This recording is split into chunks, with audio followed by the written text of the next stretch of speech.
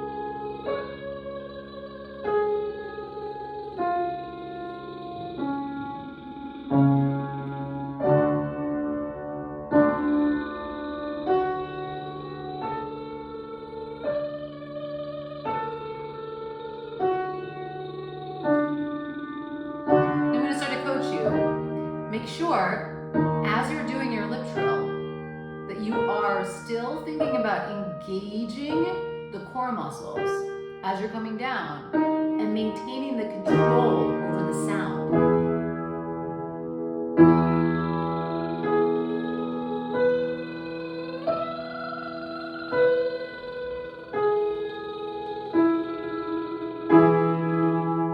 At this tempo, your body should burning. My core muscles are working so hard to keep that momentum and to feel that sound connected to my body.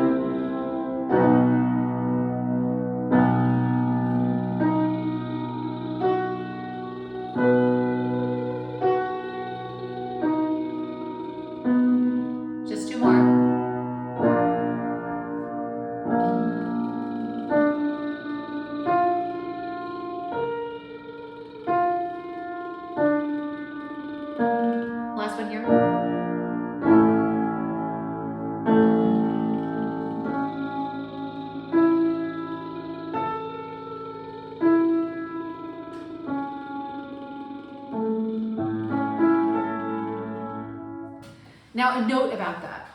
If you're still struggling at this point, we're like somewhere around day 3, day 4, maybe day 5, and you're still struggling with just the mechanic of the Liptrill, please, please, please don't feel required to get to this level this week or even next. You can bookmark this 2-week intensive and work your way up to it.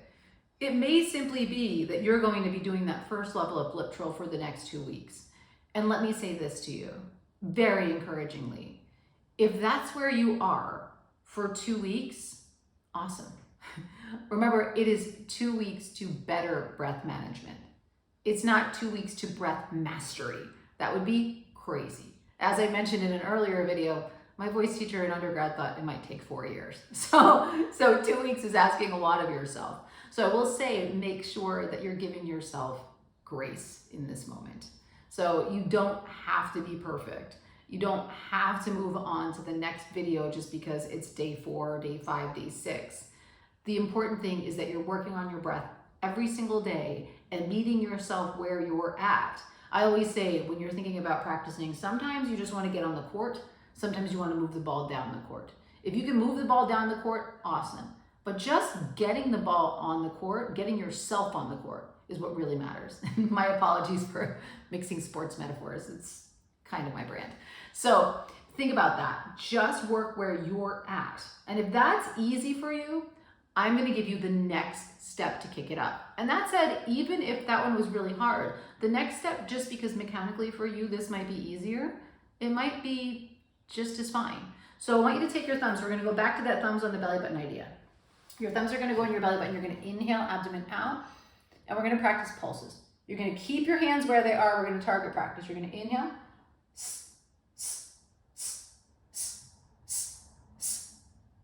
So the next thing is playing with that snap, release breath. So I'm going to have you think about that on the hiss today, in addition to your slow Liptrill. Now remember, every single time we're practicing, you shouldn't finish this breath challenge for the day with just the exercise. Find that piece of music you want to apply it to. So you're looking for an application of the work we did. So find something a little bit slower. I'm going to see, because I'm still sitting here at the piano with Handel, if he can't help me out. And oh boy, I'm sure he can.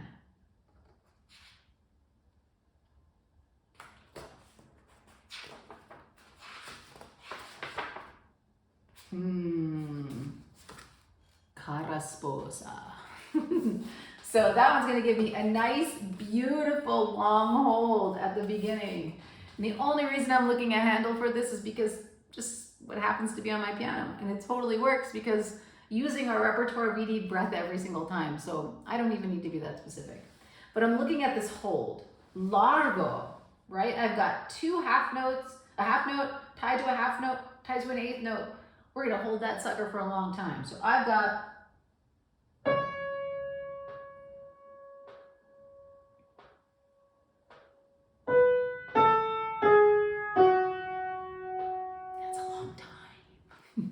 Let's see how it goes. So nice low breath into the abdomen. We're going slow.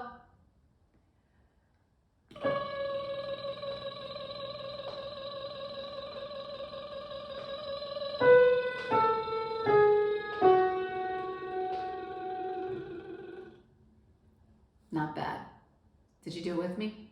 And by the way, I'm choosing things all in a range that we should all mostly be able to handle. For my basses and baritones, you're going to be down the octave, maybe my tenors too. But mezzos and sopranos can handle this rep as well, and in this specific range. So please feel free. If you're like, I don't know which piece to do, feel free to just sing along with me with my little Handelian segments here. So cara sposa. Now, what we haven't done yet is sing, which seems kind of funny, but setting this breath up, audiating and thinking about the pitch and actually using pitch in the Liptrill is perfectly acceptable.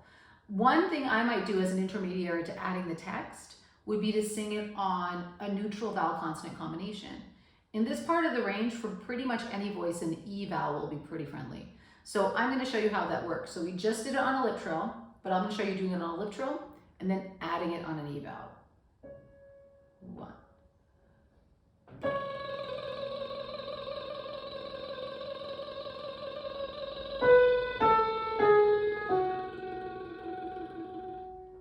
I'm going back to the eval, or not back to, I'm going to the eval.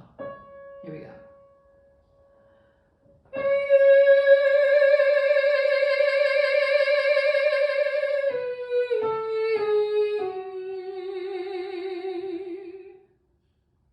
And that's how that works. And then I might transition it into the text.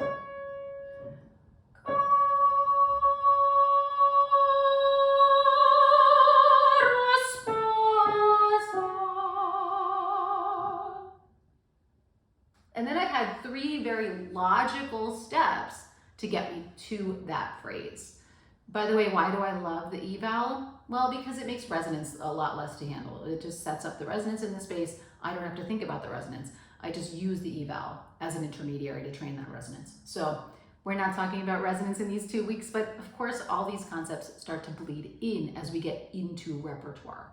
And I do hope it's a window into how to practice.